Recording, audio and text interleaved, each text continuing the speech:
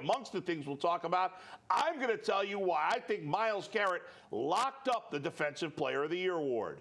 Tyvis. I'm Tyvis Powell, and I'm going to tell you why Ronnie Hickman deserves to be on the field. Jason.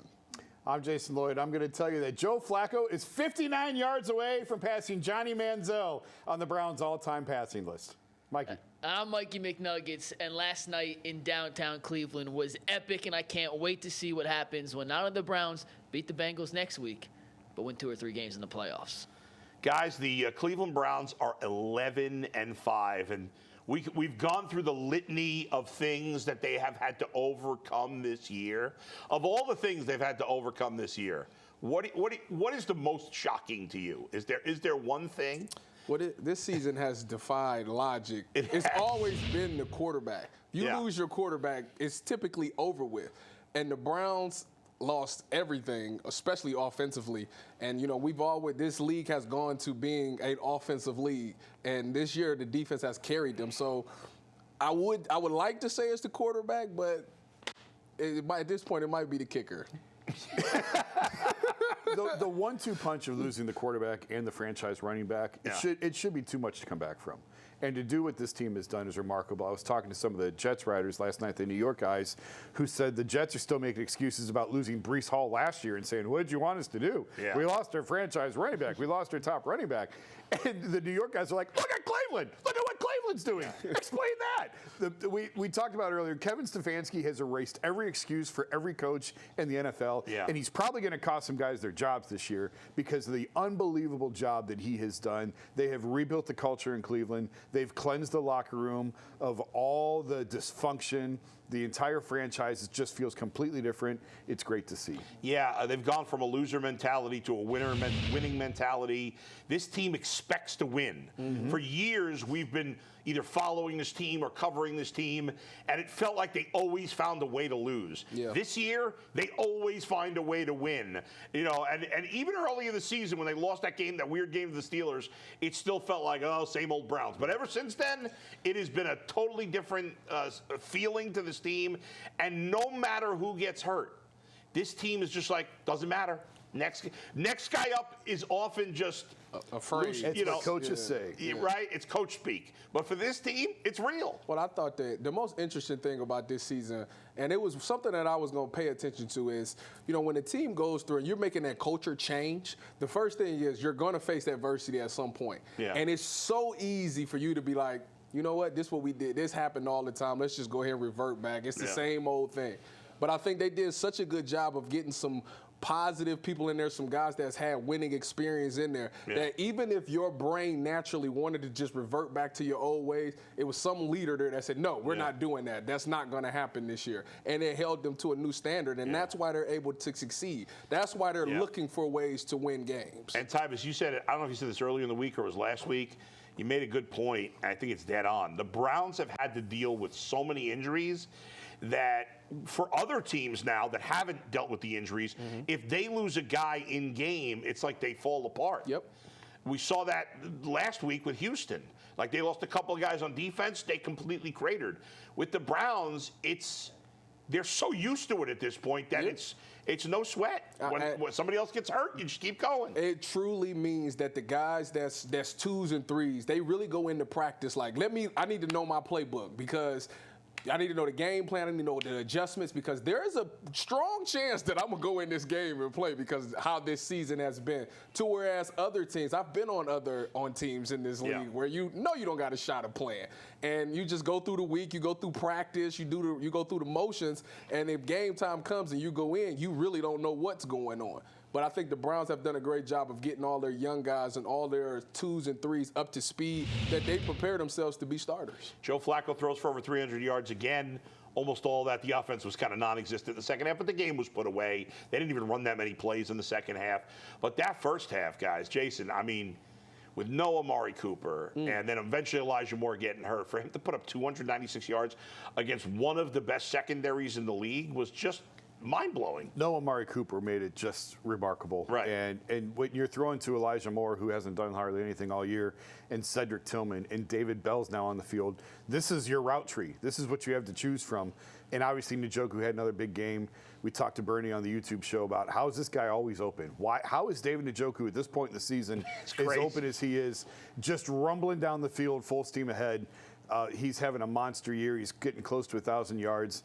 And it's a credit to Joe. It's a credit to Flacco and the chemistry that these guys have developed as quickly as they have. They speak the same language. They see it the same way. Joe sees it the same way as Kevin does. They understand how they want to play.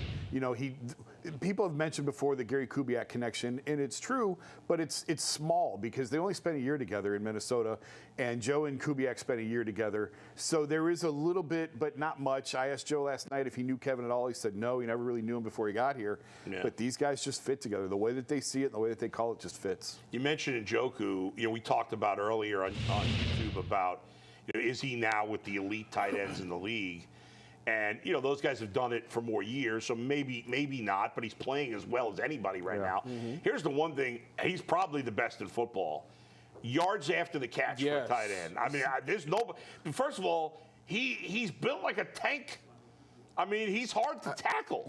You want to do his workout? You got to go with me and Mikey and do his workout. You will understand why he's built like a tank. Well, and, like, not only is he big and strong, but he's such a great athlete. And to have how many tight ends are great athletes and also big or strong, can catch the ball and can also block real well? There's not a lot of guys like that. I think the biggest difference with him this year is the mindset. I think he now truly believes that I am as good as everybody, all these other tight ends in the league. Yeah. When he gets that ball and it's a DB, he thinks to himself, dude, you don't train as hard as me. You don't work as hard as me, so I'm going to just run straight through you. That's why it's so hard to get that man down. How many times have we seen him get a catch, and as he's getting tackled, he keeps his feet moving on contact, and he picks up those yards? I remember the one game where he drove the guy 10 yards down the field before they can even tackle him. It's a mindset thing. When he gets that ball, he thinks to himself, I'm scoring a touchdown. How much fun, like, this has got to be. Listen, the 2020 season was fun. I don't mean to diminish what the Browns did that year, what Baker did that year, what Stefanski, but because there was no fans at the games, it just wasn't the same. Yeah. This has got to be the most fun Brown season in decades. Oh, for sure. You go back, there was, I guess, I was trying to remember, in 2002, with the last time they clinched at home, it was the William run game that, of course, our Jim Donovan called. But the Browns still hadn't clinched until later in the day. So the last time that the Browns played a game, won the game, clinched a playoff spot, knew they were in, was the 80s. It was the 1980s when they did it at home, I think it was. Yeah. So it's been decades, literally, since anything like this has happened. I agree on 2020. It felt good. It was fun, but nobody could gather. Yeah. Nobody could celebrate it together. Nobody could enjoy it. Mm-hmm. Tyvis, we were both at the game last night. That stadium was full before kickoff. By 8 p.m., the LED lights were going off. The fireworks were going off. The introductions. The place was rocking. It was a great environment. I love it for the city. I love it for Browns fans all over the country, really. It's just, it's final. It's been so long in the making, and it's just appreciate it. Just embrace it. You never know. You never know. You assume that they're going to be good for a while. Yeah. And I do think that Kevin and AB, Andrew Berry, are the right formula, and I think they're going to be here for a long time. And I do think that this is a new era of Browns football, but you just don't know. This is such a magical year. You just have to embrace it and enjoy it. And just enjoy the ride wherever it goes. See, what you said right now is something that I harp on. You know, when I was a player, you know, it's so many times that you hear guys be like, oh, yeah, we're going to be good for years to come. Right. And that, don't get caught up in that. The only thing that's guaranteed is right now. Yep. Don't let this moment pass. Yeah, you might be good next year, or you might go off the cliff and it might not never happen again. The only guarantee is this year. But I will say, I was at home this morning when I woke up. This season just kind of gave me, you know, it's been a magical season. So I was thinking about, I went back and I watched when the Cavs beat the Warriors. Yeah. And I was watching it and I just seen all the emotions on it and how magical of a season it is. This feels like that to me for some odd reason, where nobody really gives them a chance. It doesn't really make sense how they're getting it done, but they find a way to get it done. If they did in this season with the Super Bowl, it really would not be that surprising because this season has just been that magical. Oh, for sure. And think about the absurdity of that. Like, That's it's not I absurd. would never have said But, like, that think before. if I would have told you everything that's happened, and I would have said, Tyvus, you're going to say that they have a good chance to win the Super Bowl. And none of us disagree, right? Like, go back to the they Seahawks absolutely game can go to the Super Bowl. when your boy P.J. Walker's bouncing passes off helmets. Phillip. And they lose the game to the Seahawks. Imagine if we were sitting there then and saying Joe Flacco is going to be the quarterback and the Browns could go to the Super Bowl and no one would argue. Like, right? It's irrational. Who can't It's they illogical. beat? Nobody. There's nobody. There's nobody. Every team that's good, they've beat. Yeah. Well, that they played. Yeah, that they played. Yeah, right. Baltimore's good. The 49ers, they've beat They them. beat them both. They're the Yeah. best team in each conference. I mean, they haven't played Miami. They haven't played Buffalo. But everybody they've played that's any good, they've beaten. It's wild times, man. It's a really good time to be a Browns fan right now. And like I said, this season, no matter how it ends, it's going to go down as one of the best seasons in Browns history, in my personal opinion. Yeah. No doubt the most fun. And if they can make any kind of run in the playoffs, it's going to be a whole nother level. Go ahead, Mike. When you look at the offensive stats from last night, too, and this was a Jets defense that came into the game with the #2 ranked pass defense in the entire NFL, only behind Cleveland. But the Browns averaged 7.5 yards per play. They ran for 4.5 yards per carry, almost double what they'd done the last 4 weeks.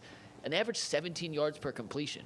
It almost defies logic that this offense, without Amari Cooper, with Joe Flacco, as we said time and time again, is almost inexplainable what he's doing, was able to have that much efficiency and explosiveness against a really talented group. I'm glad you brought this up because let me see that, because I said it on YouTube, but I need to say it on TV so they can. Earlier this week, I kind of gave Joe Flacco some asterisks over his performances because he did it against a 29th ranked pass defense, a 27th ranked pass defense, and a 25th ranked pass defense. So I'm like, yeah, he's supposed to throw for 300 yards. Those guys are the bottom of the barrel. Last night, he did it against the second-ranked pass defense where he had over 300 yards. And they haven't given up a 300-yard passer since 2020? It was Tom Brady in 2021. Yeah, so it's been a long time. And he still got it done without Amari Cooper. Yeah. Joe Flacco, you are the real deal. I am officially wacko for Flacco like the rest of Cleveland. The whole town's going nuts for this guy. He is beloved. And this guy was a guy you hated because he played for the Ravens. And did you see that? You guys see that clip after the game? C.J. Mosley, who also played with him with the Jets, played with him with the Ravens, comes up to him and he's like, "This is basically like this is crazy. They hate it." I can't remember exactly what he said, but he was basically like, "They're cheering for you, Cleveland fans." Got Like, signs and everything. Yeah, it was like his mind was blown. It was TNF, Thursday Night Football, the new Flacco. That's what it stood for. Yeah, I mean, it was crazy. The crowd chanting Flacco, and the running game got going last night. It was amazing. Who would have ever thought Joe Flacco and Cleveland needed each other as much as they really did? I know. Cleveland desperately needed a quarterback and needed someone, a veteran, an adult in the room who could come in and handle responsibilities. And Joe needed an opportunity. And of all places for this to happen, Cleveland and Joe Flacco needed each other and found each other at the altar. And he's got to love this because you got to believe he felt underappreciated in Baltimore. Course. And the fans can't get enough of him. I wrote about that this week. Yeah. Even the Super Bowl that they won, it was a you have a Hall of Fame defense. Right. Yeah, but you got Ray Lewis. Even though he played great in that postseason. He was the MVP of the Super Bowl, but it was still just a but you've never been to a Pro Bowl, never gotten an MVP vote. Derek Carr has gotten MVP votes, not Joe Flacco. And so I do think that this is his, I've said it before, this is his walk up the 18th fairway that he never thought, he thought his career was over. It was December, it was November, nobody had called him yet. Yeah. Of course he thinks it's over. And to get this opportunity to be embraced, to be cherished the way that he is, it's an unbelievable story. It's a terrific story. I don't want it to end. All he needed was Kevin Stefanski. That's all he needed. Peanut butter and jelly. Joe Flacco and Kevin Stefanski, PB&J. And kudos to the offensive line playing much better the last 2 weeks. Flacco has not been sacked 2 weeks in a row. They created some huge holes in the running game. If you go back and look at the Kareem Hunt touchdown, it was parting of the sea there. It was unbelievable. They're doing a great job. All right, we've still got a lot to get to here on the Ultimate Cleveland Sports Show. When we come back, Myles Garrett, has he locked up the Defensive Player of the Year? I believe so. But first, this PCC airfoil break.